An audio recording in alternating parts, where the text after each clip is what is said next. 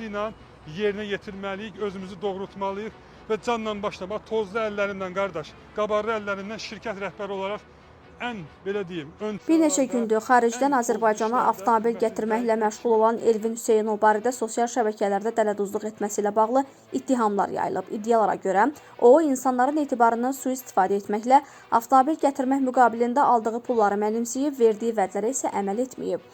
Daxili İşlər Nazirliyinin mətbuat xidmətinin bölmə rəisi Nurlan Əliyev bildirib ki, xarici ölkədən avtomobil gətirmək adı ilə vətəndaşlara qarşı kütləvi dələduzluq əməlləri törətməkdə şübhəli bilinən şəxsin axtarışı elan olunub. 32 yaşlı Hüseynov Elvin Tofiqoğlu barəsində dələduzluq əməlləri ilə bağlı 17 epizod üzrə Xətai rayon polis idarəsində cinayət işi başlanıb. Həmin faktlar üzrə vətəndaşlara dəyən zərər 249.764 manat təşkil edir.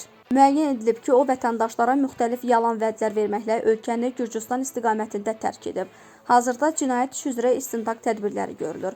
Tövsiyə edirik ki, vətəndaşlar yalan vədlərə aldanmamaq üçün yoxlanmamış vasitəçilərə, qeyri-rəsmi avtomobil alverçilərinə etibar etməsinlər. Bakıda rəsmi avtomobil satışı ilə məşğul olan etibarlı şirkətlər var və fəaliyyəti qanunla tənzimlənir, açıqlamada qeyd olunub. Elvin isə özünə məxsus sosial şəbəkə hesablarında yayılan iddiaları şər böhtan adlandırıb.